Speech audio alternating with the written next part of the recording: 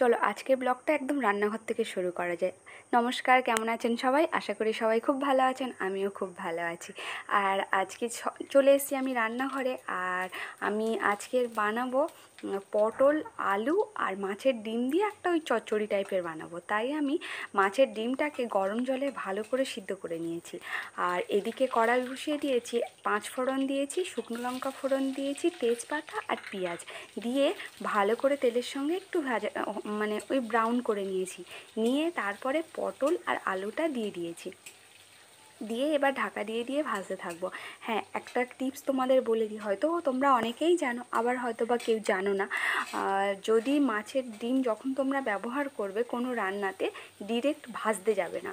যদি মাছের ডিমটা ডিরেক্ট তেলে ভাজতে যাও, দেখবে ডিমটা না শক্ত হয়ে আর কেমন অত সফট ভাব থাকে না। কিন্তু ডিমটা যদি তুমি গরম জলে ভালো করে আগে সিদ্ধ করে নাও, সিদ্ধ করে নিয়ে ভাজো বা ডিরেক্ট কোনো মানে সিদ্ধ করে আগে যদি নাও, তাহলে ডিমের ওই সফট ভাবটা থেকে যাবে। আর এবার আমি এই পটল আর আলুর মধ্যে দিয়ে দিলাম একটু লবণ, একটু হলুদ আর অল্প একটু লঙ্কা দিয়ে আবার সব কিছু ভালো করে নেড়ে দিয়ে ঢাকনা বন্ধ করে দেব। দিয়ে ভালো করে ওটা আবার ভাজতে থাক। আর আমি কি করেছি বলো তো, ওই মাছের ডিমটা ভালো করে সিদ্ধ করে নিয়েছি, নিয়ে তারপরে হাত দিয়ে ভালো করে ম্যাশ করে নিয়েছি, মানে একদম গুঁড়িয়ে নিয়েছি। কিন্তু যদি তুমি না মাছের ডিমটা ভেজে নাও, তাহলে এই যে এত মিহিভাবে গুঁড়ো করা যায় না, কিরকম একটু শক্ত শক্ত শক্ত শক্ত হয়ে থাকে। কিন্তু যদি তুমি এরকমভাবে সিদ্ধ করে নাও, মাছের ডিমটা খুব সুন্দরভাবে মানে ম্যাশ হয়ে যায়। এবার আমি না আর ডিমটা ভাজিনি, কারণ এমনি আলু আর পটল ভাজা ভাজা হবে, এখনই আমি দিয়ে দিয়েছি, তাহলে ওটার সঙ্গে একসঙ্গে ভাজা হয়ে যাবে। আলাদাভাবে আর ডিমটা ভাজতে হবে না, আর ডিমটা না সফটও থাকবে। আর আমার মেয়ে না ডিম ওই রকম শক্ত হয়ে গেলে না খেতে একদমই পছন্দ করে না, তাই আমি ডিম এরকমভাবে রান্না করি। এবার সুন্দরভাবে আবার ভালো করে পটল আর আলুর সঙ্গে ভালো করে মাখিয়ে নিলাম, নিয়ে আবার ঢাকনা বন্ধ করে দিয়েছি। আর অল্প একটু জল দিয়ে দিয়েছি, খুব একটা বেশি জল দেবো না, শুধু পটল আর আলুটা সিদ্ধ হওয়ার মতো অল্প একটু জল দিয়ে দেবো, দিয়ে ঢাকনা বন্ধ করে দিলেই হয়ে যাবে। আর দেখো কত সুন্দর ভালোভাবে পটল, ডিম, আলু সব কিছু ভালোভাবে মাখা মাখা হয়ে গেছে। আর সত্যি কথা বলতে মেয়ে এই তরকারিটা খেতে খুব পছন্দ করে। পটল দিয়েছি বলে একটু অপছন্দ, তো বলা হয়ে গেছে পটল দিয়ে আজকের বানিয়েছো, কালকের কিন্তু আমাকে আলু দিয়ে বানিয়ে দিতে হবে। যাই হোক, দেখো এই যে এই রান্নাটা হয়ে গেছে, আর দেখতেও যতটা সুন্দর হয়েছিল, খেতেও সত্যি বলছি খুবই সুন্দর হয়, মানে দারুণ হয়। একবার এরকমভাবে বানিয়ে খেয়ে দেখো। আরেকটা জিনিস বানিয়েছিলাম, বাজারে গিয়েছিলাম, তো কিছুদিন যাবৎ সকালে বাজার যাওয়া হচ্ছিল না বলে এই থানকুনি পাতা না খাওয়া হচ্ছিল না। তো সেদিনে সকাল সকাল বাজার চলে গিয়েছিলাম, তাই ওই চারতারি থানকুনি পাতা ওই 10 টাকা না 12 টাকা মতো নিয়েছিল। তো যা ছিল চারটে আঁটি ছিল, পুরোটাই আমাকে দিয়ে দিয়েছিল। তো আমি দু তারি করে দুদিন বেটেছিলাম। তো এই থানকুনি পাতাগুলো ভালো করে পরিষ্কার করে ধুয়ে নিয়েছি। আর বেশ বড় বড় ডাঁটি ছিল, পুরো ডাঁটিটা দিইনি, হাফটা করে বাদ দিয়ে দিয়েছি।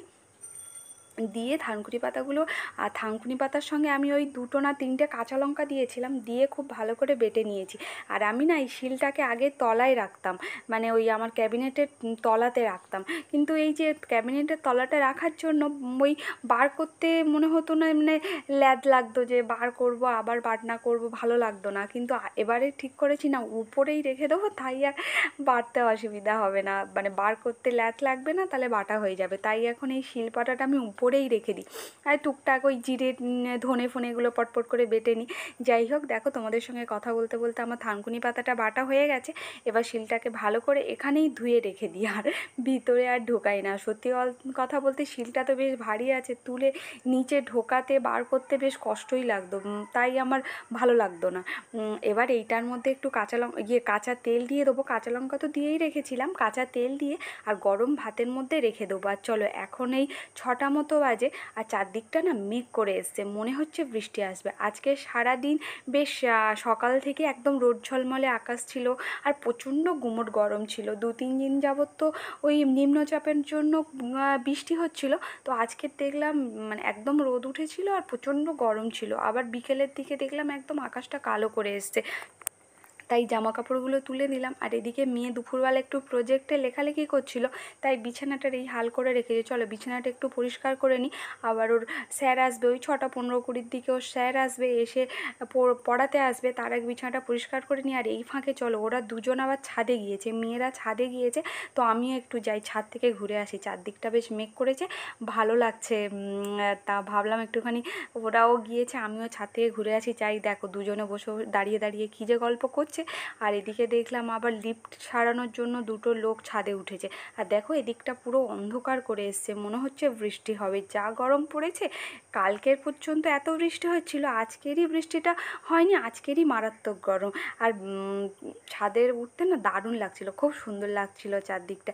যাই হোক, আজকের ভিডিওটা তাহলে এই পর্যন্ত। সবাই ভালো থাকবেন, সুস্থ থাকবেন, আর সবাইকে ভালো রাখবেন। আজ তাহলে আসি, দেখা হচ্ছে পরের ভিডিওতে, টাটা।